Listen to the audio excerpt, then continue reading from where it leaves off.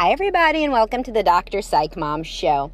Today, we're going to talk about not whether, because people could do what they want, but why, and whether people, men in particular, should date much younger women after divorce, and what I've seen in my, client base, and the pitfalls and the challenges and the upsides, because there's always both. And before we get to that, please do subscribe, because I have awesome subscriber episodes. Most recently, it was about why all your wife's friends also have low sex marriages. And, there's loads and loads more, 127 more. So anyway, and more by the time you hear this, because I record out in advance.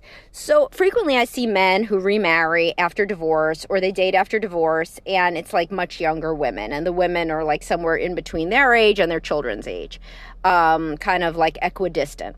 And, I get it, they're cute, right? I mean, it's cute. They look up to you. They haven't known a lot about the world. They got lots of energy. They definitely have a higher sex drive. They're fun. They're going to think you're really smart. There's a whole different, whole host of reasons why, that would be cool, why not? That's like a built-in fan. And they're definitely going to think that you're really experienced, because you definitively have more life experience. And that is a super huge ego boost. And particularly for men that dated women that were more of their equals intellectually and in terms of life experience, the wife frequently told them what to do, the ex-wife. And the ex-wife thought that she knew better. And sometimes she did know better, and that, especially when coupled with a decrease in intimacy, makes men depressed. It seems like she used to look up to you. She used to think you were really smart. Now she doesn't. So she left you, or you left her, whatever, after a lot of fighting. And now you're going to go in for this different sort of experience, which really makes you feel young. It isn't only about having somebody look up to you. It's also when you're with a young person, you feel young again, for a little bit, until you start feeling really old. And I'll get to that in a sec. But, makes a lot of sense. And there's no judgment. People could do what they want, But what happens after the honeymoon stage with the young girl, with the younger woman, rather? Well, from what I see, there's a lot of people who come in those marriages to get couples counseling. And, of course, there's people who come in first marriages to get couples counseling, obviously. So, that in and of itself is nothing unique. But what is interesting always here is what are the particular situations, what are the particular, what are the descriptors, what are the unique issues of these May-December romances. So usually what happens, there are multiple issues. The woman comes in, she's very fun, she's very energetic, et cetera, et cetera. So what's she going to want? Well, everybody say it with me. She wants a baby.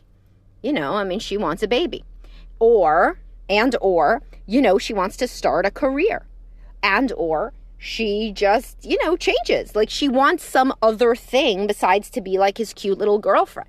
So everything's good when she's his cute little girlfriend, but then she becomes his wife. So she wants to make something out of her life in some way, whether that's to be a mother, or to be the stepmother to his existing children, or to start a career, with what many men offer as lots and lots of help based upon their finances, their station in the world, etc. So they start the woman out in some way, or they pay for her schooling, or they pay for, the seed money for her business, whatever. Either way, or they give her a baby, they have a baby with her, and they are not then, they're not on a pedestal anymore. They are just another husband. And this young woman has a lot of energy. She had a lot of energy for sex to begin with, but what does she have more energy for now that they don't usually have? Fighting. She takes everything more personally than he does, because even the guys that are just literally more, who's going to date a woman who's 20 years younger? It's usually a guy who's a bit self-absorbed and thinks he's, at least in the fact that he feels that he could keep up with a woman who's 30 when he's 50, right?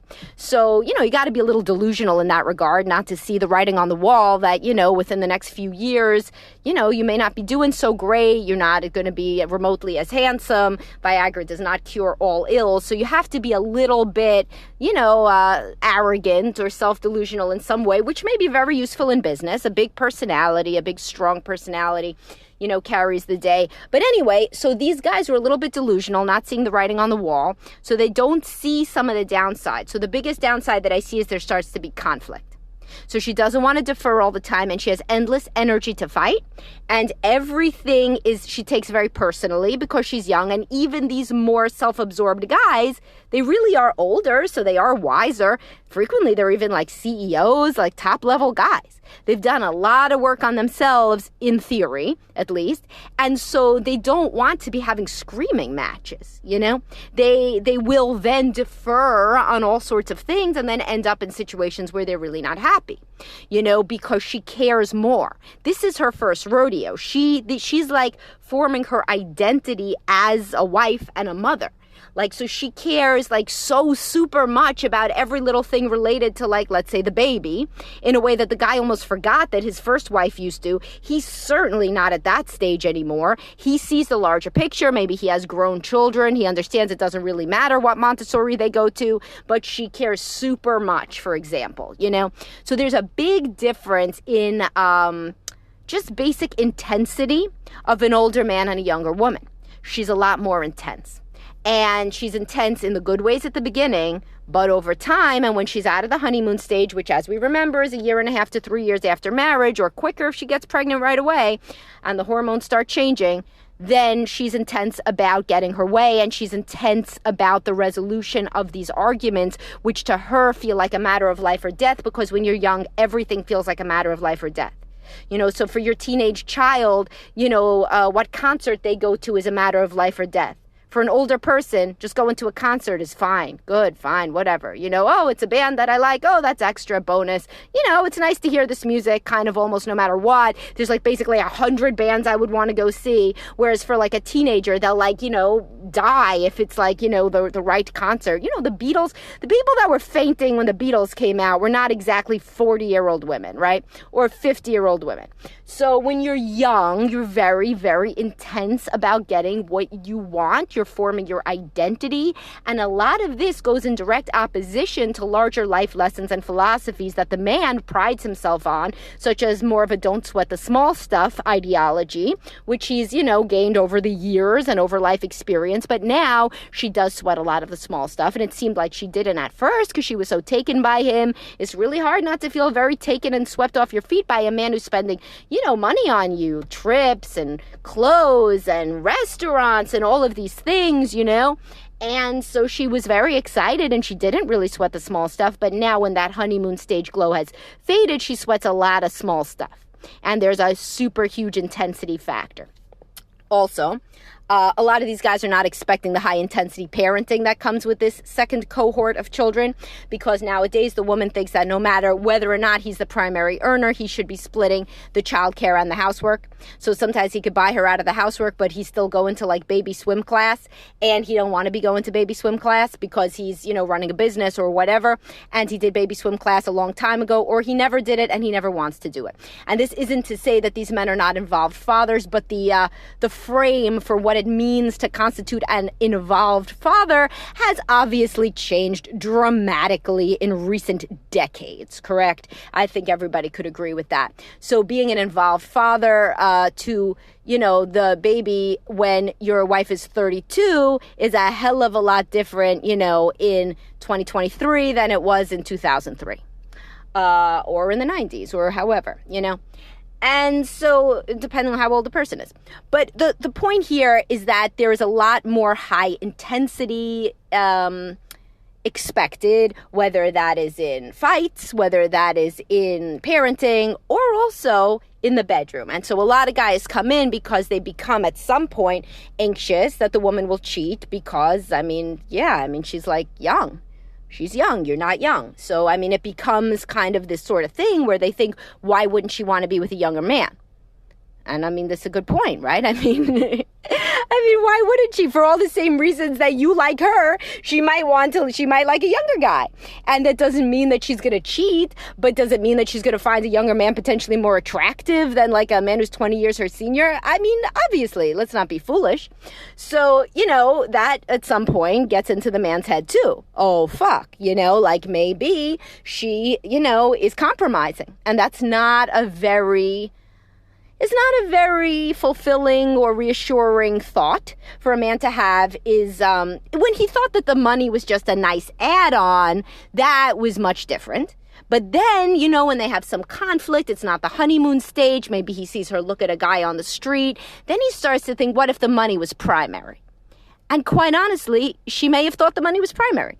There's a saying, it's as easy to marry a rich man as a poor man, which was especially a cliche that was said in earlier generations when women did not have the ability to make money, with the same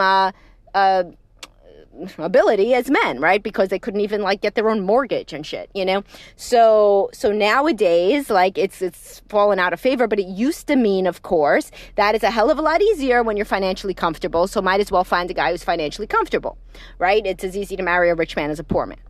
And so in this case, it's even easier to marry a man whose career is already completely, running smooth sailing and is successful. And this man can pretty much give you whatever you want financially. So, and that's not to say that these women don't fall in love with these guys. They do. But the lifestyle is a very big part. Another aspect comes when the guys lose their health. That's a major one. So the first time that they have something that is a precancerous mole, or when they break something and it doesn't heal like it used to, or when they take longer to recover from illness, then they also have a big epiphany oh my God, and the woman frequently has an epiphany oh my God, is this what we are looking at in 10, 20 years from now? And that also is not a very comfortable situation for people. And I would say that, it's more of a common thing to not have the same cultural references, et cetera, et cetera. But that really I see more in the inverse when it's an older woman and a younger man.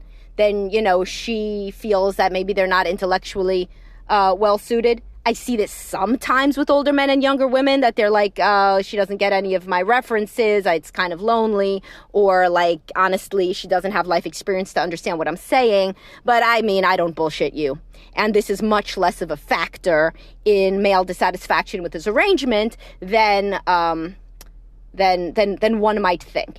It's primarily due to the fact that the difficulties I see, and again, I went through all of the great, wonderful things at the beginning. New lease on life, you feel very young, at least at first. You're having great sex, she looks up at you adoringly, she's beautiful, all these kinds of things.